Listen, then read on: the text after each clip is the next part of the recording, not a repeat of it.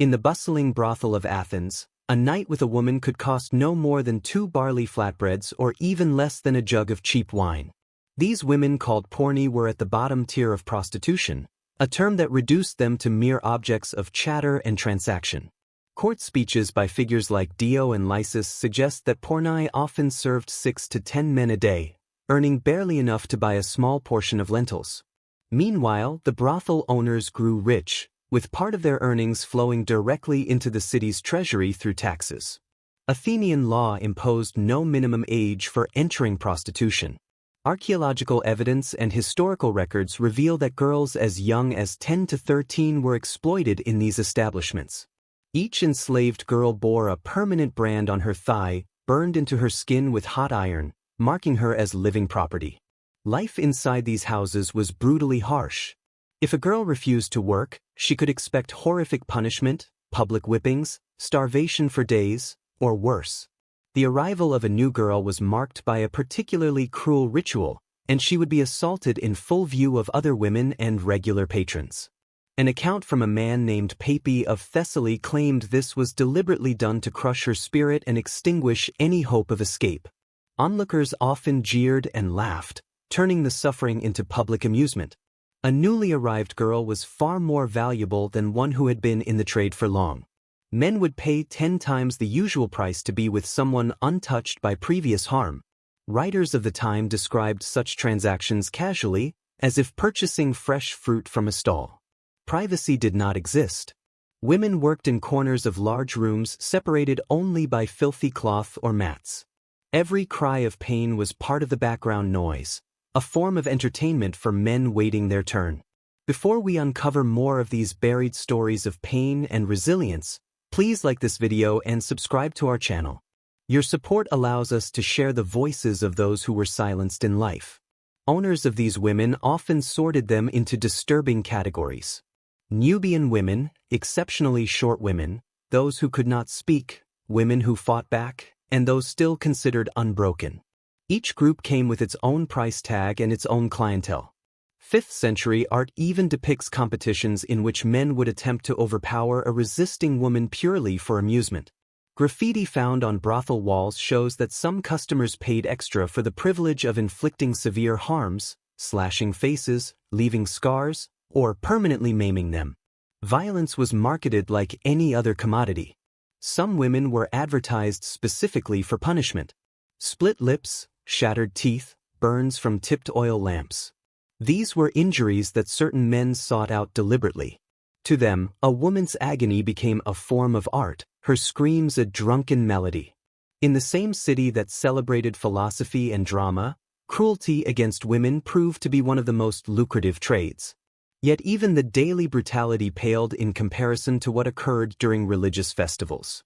During certain celebrations, especially the festival of Dionia, prostitutes were handed over to groups of men for free as part of what was framed as a sacred ritual.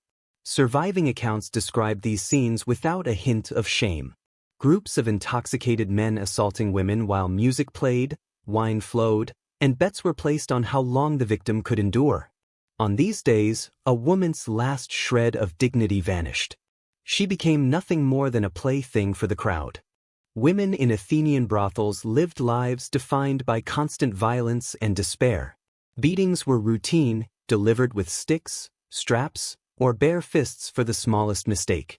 Loyal patrons sometimes joined the punishments, inventing cruel games at the women's expense.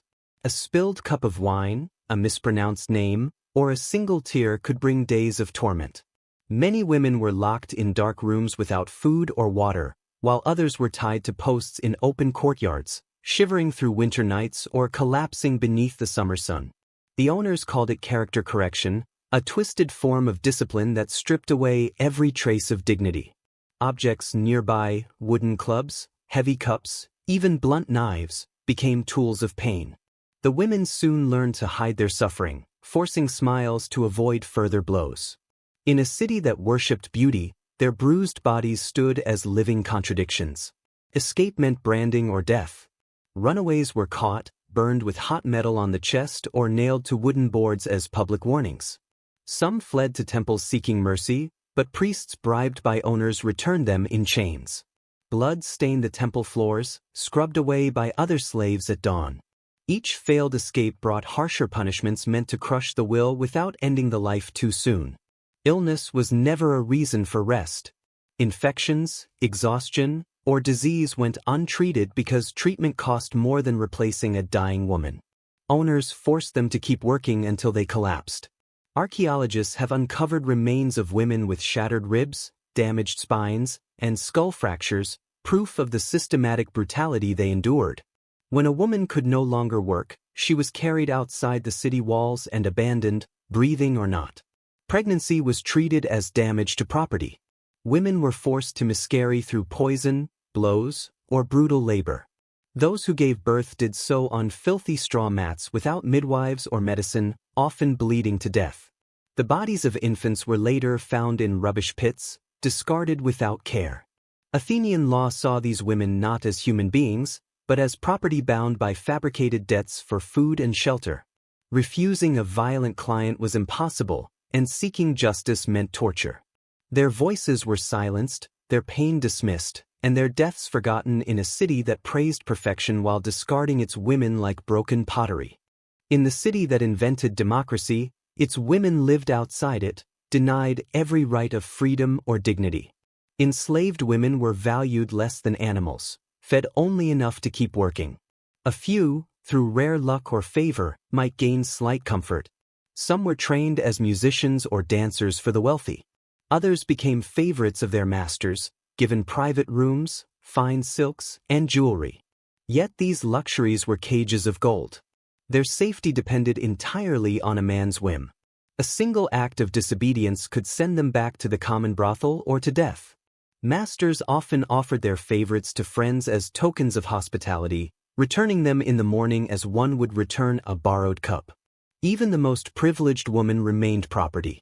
Youth and beauty faded quickly, and when they did, a woman's value ended. Her body was dragged beyond the city walls, denied proper burial or name. Archaeologists have found female bones mixed with pottery shards and rubbish, silent proof that even in death, these women were treated as less than human. Freedom, when granted, was another illusion. Former prostitutes were shunned by society, stripped of rights, and erased from civic life. They became living ghosts, visible yet untouchable.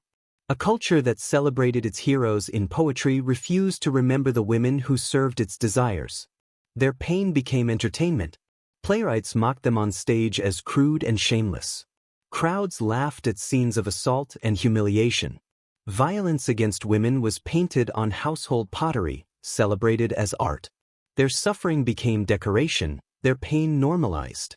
Poets praised the beauty of courtesans, but the cries of enslaved women were twisted into jokes.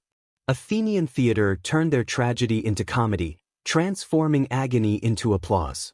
The hypocrisy ran deep. While philosophers debated virtue and democracy in the public square, only streets away women were being bought and sold. The city's temples, theaters, and marble monuments were financed through their suffering. The splendor of Athens stood upon their bones. Modern retellings often hide this truth, polishing the glory of the ancient world while erasing the lives it consumed. Yet the silence is not complete. The broken graves, the pottery fragments, and faint graffiti in old brothels still whisper of them. Their story endures beneath the dust of history, a reminder that civilization's beauty often stands upon invisible suffering.